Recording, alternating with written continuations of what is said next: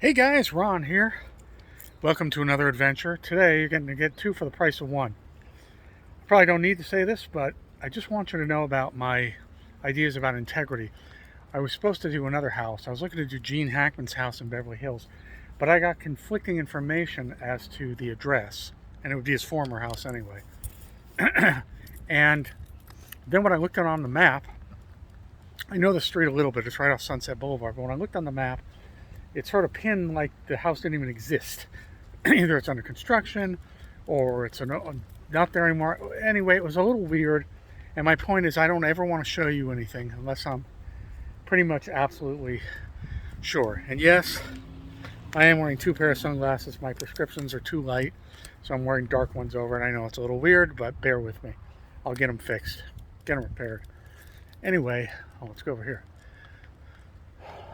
So, like I said, I don't want to show you anything unless I'm absolutely sure. Yeah, I got the little guy with me again today. We're here in Brentwood. I'm going to be showing you the home of Jim Belushi, or one of the homes, former home of Jim Belushi. He had a lot of real estate here in Brentwood.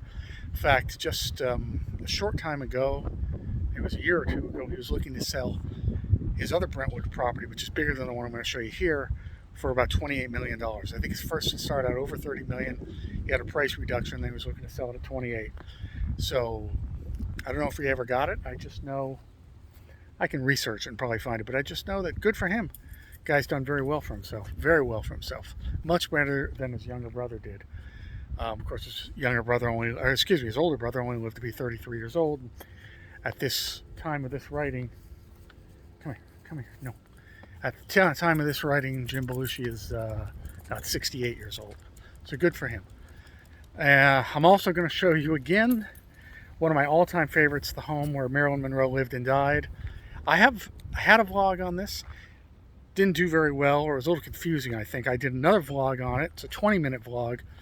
And I'd like it to do better because I go into a lot of theories. I know a lot about the Marilyn Monroe case and conspiracies and her last weeks and days. But check it out if you're interested. I won't go into that now. We'll just walk by the house. But because I'm, sort of ADD and impulsive, maybe I will tell you a little bit about Marilyn too. We'll just see. Got to watch the dog too, so that's always a consideration. All right, let's be back in a second here. I'm just happy it's an 80s weekend on one of the local radio stations. That is, well, it dates me, but you can probably guess. I was a kid in the 80s, and that's my favorite decade for music. Rock and roll, baby. Rock and roll and pop. I know it's not the prominent music, prevalent music anymore, but it's my favorite music. Great love songs, great, just great lyric songs, Mellencamp, Springsteen, Fleetwood Mac, Rolling Stones, Elton John, Billy Joel, Zeppelin. No, not Zeppelin. They were broken up already. What am I saying? I'm not a big Zeppelin fan. But, I mean, the list goes on and on and on and on. So, it's my little word about music, particularly 70s and 80s music, particularly 80s music. 80s music was a little peppier, a little happier than 70s music was a little darker, a little more different drugs. Songs were being written on in different subjects. And the 70s were a little darker in general than the 80s. The 80s were a little peppier. And other substances too was obviously part of the writing, but it was just a little peppier time, and the Reagan years, a little bit. We'd come out of Vietnam and things were a little more optimistic up until the 90s. Anyway, okay, folks, see you back in a. Whew. Okay. Ooh, somebody coming out the gate. Had to change my shirt. It is hot. Hot for me, hot for LA. A lot of humidity too. Okay, well, I'm about to show you. First off, we'll go back to Marilyn's house. We'll start at Marilyn's house. Hey, you're not going to that house. And if you've watched my vlogs, you know my theory. My theory is it was definitely related to her association with Robert Kennedy, brother of President Kennedy, Attorney General at the time. Robert Kennedy these sources started to talk about her relationship with Robert Kennedy as early as 1963, late 1962, 6 months after she died, a few months after she died. Supposedly Robert Kennedy came here the day she insisted on meeting him in person and telling her why he was breaking up with her, or she was going to hold a press conference on Monday. Here's the gate to the home. And she was going to tell all about her relationships with both Kennedy brothers. So here it is. It's been built up since then. I've actually been in the house twice. Once was an art show, and once it was for sale, and it was an open house. So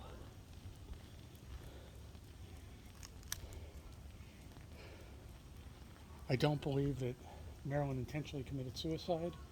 There's a camera right there. Hey. I believe that it was either a very accidental suicide or something worse. Come on. But she certainly wasn't able to hold that press conference on Monday. Now you can say maybe that's someone lying, someone making up a story. Well, numerous people told that story, that come Monday she was going to hold a press conference, or at least intended to, at least in her anger said that. Whether she actually would have done it, we don't know. But it wasn't just one person or two people who said that. A lot of people said that, and they continued up until today, the ones that are still alive anyway, to say that. And she was dead on Friday night, early Saturday morning. So you tell me. Very, very interesting. I've seen the documentaries, I've read the books. I just wish I would have been close enough to one person. I met one person, actually at a very small dinner party, who was on the periphery of the Rat Pack. And had I known him better, I would have asked him what he thought. I don't know if he knew anything, because like I said, he did know Marilyn. He did know all the Rat Pack people. He was friends with Sinatra. Probably the mob too. Sinatra, got him apart in his one of his few starring roles. But like I said, we were at a dinner party. He said, "Wow, Ron, you know a lot," because I was talking about the Rat Pack. There was only about 6 people there, and his girlfriend at the time, or I think it was his girlfriend, was hovering over him, trying to be, protective of him. So, but I didn't get to ask that question. But boy, I'd like to go back in time and invite him to lunch alone and ask him what he thought. Okay, so we did Marilyn's house, and next we'll be at Jim Belushi's. All right, so we'll talk for a minute about Jim Belushi. So, the Belushis grew up in Wheaton, Illinois. John and Jim, and Adam was the father, was he not? And of course Agnes the mother. I'm sorry folks, another brother, and I'm forgetting his name. But I didn't know. I did a little research on Jim Belushi because I didn't know all that much about him. I know a lot about his late older brother John, because I did a lot of research into John. And of course, I have a vlog if you want to look at it. And it's about the Chateau Marmont in Hollywood, the hotel where John Belushi died. And I talk about John Belushi's last days, which are probably the most interesting to some. His last days, his last weeks, and how his life dramatically changed, and how his drug usage increased, and how he ultimately died just as he was sort of starting to experiment with speedballs, heroin and cocaine. But that's another story. His younger brother Jim also got into Second City and improv pretty early, as John was progressing up to Saturday Night Live and doing Broadway and things like that. Or Broadway first, of course, then Saturday Night Live. And then Jim got into films like his brother, and he's still in films. And I'll tell you, I'm really impressed. He's had quite a career for himself. He lives in Oregon part-time and maybe full-time now. And he had a few properties here in Brentwood, including the one I'm going to show you. And boy, there was something else I wanted to say. And like I said, this was considered the smaller property. And then he, a couple of years ago, was trying to sell his $28 million property. Jim Belushi's been married 3 times. His third wife separated from him a while back, but they reconciled. But now that I read very timely in the news that he or she, one of them, has just filed for divorce. So it looks like the third marriage may be going down. That's too bad. hopefully they can reconcile. It's really hot, but I'm wearing the hat because it's terrible hair day, but I might just have to go with it anyway because I am sweating. So vanity's going to have to go out the window. I did my run and my workout before this, so no point in showering when I'm just going out into the hot to film, right? So you got yucky me right now. That's probably way too much TMI, isn't it? Or just TMI in general. I guess that's kind of redundant. All right, so that's a little information about James Belushi, and then we'll get back to him soon. I remember something. Oh, a couple things I want to say about him. I know that, and I hate to keep going back to John because this vlog is about his younger brother Jim, but number one, Jimmy has come out recently and said he thinks that John had is it CT? He had the ailment that the football players get from concussion, too many times being hit on the head. Well, John Belushi did play high school football, and it's very possible because John was, I got most of my research from the book Wired, written by Bob Woodward way back in the 80s. But, you know, Woodward, the Washington Post reporter, the guy who cracked Watergate, he did a couple of years worth of research, including Jim Belushi and Belushi's late wife, Jacqueline, who now kind of disavow parts of the book. They didn't like that he showed so many negatives. But John Belushi was definitely on a tear, like all the time. The man never relaxed and he never slept, and it just got worse as he got into his 30s. Here's the home. So this was Jim Belushi's home from, I'd say, the late 80s till very end of the 90s. And like I say, now I know he's at least part or full-time in Oregon, and he also had other properties here in Brentwood. And yeah, they're right up the street from Marilyn's old house. The noise you're hearing is that construction blowing around in the wind. I bet it's hard for the neighbors to sleep because it gets really loud when it gets windy. These beautiful homes. Another thing I kind of glean from reading Wired is that I don't think Jim Belushi really knew his brother very well.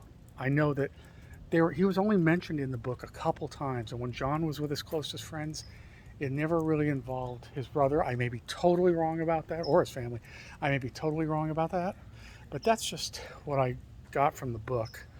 John was really closest to Dan Aykroyd, but even the drugs, the heroin in particular, were starting to take Dan away from John and vice versa at the very end.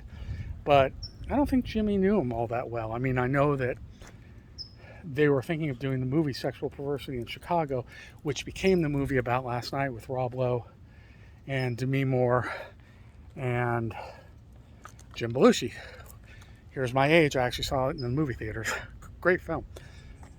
But when they were going to make it, when John was still alive, he was going to star in it. And John knew that, of course, Jim had done it, I believe, on Broadway. And he said, what if I do the film and they don't cast you, they cast me? And Jim apparently said it would break my heart. It would tear me apart. Please don't do it. And we know that John didn't do it. But then again, John had a lot of parts he was talking and thinking and strategizing about that he didn't end up doing. All right, folks, well, I'll call it there. Hope you enjoyed this one. And I found something very interesting I'm going to do in the coming days for you, but not today, even though we're close. It's in Brentwood, also involves the OJ case. But it's just too much on this hot day. And the dog's getting spooked already, and he's hot. See how hot it is? All right, folks, Ron here. If you're already a subscriber, I really appreciate it. Thanks for all your support. If you haven't already subscribed, please do so. And please, if you do so, please hit the little bell icon next to the subscription button, and you'll be notified as to when I post. And also, please give me likes, folks. That's what really moves the channel along. Oh, that hair's horrible, but it's just too hot for this hat, my Malibu hat. You'll just have to excuse me. Okay, I'll see you at the next location, guys. Here, at least I'll take off the glasses for a minute. I will see you at the next location, and we'll see what we figure out next time. Okay, thanks, folks. See you. Bye. One more shot of this beautiful neighborhood, and we go.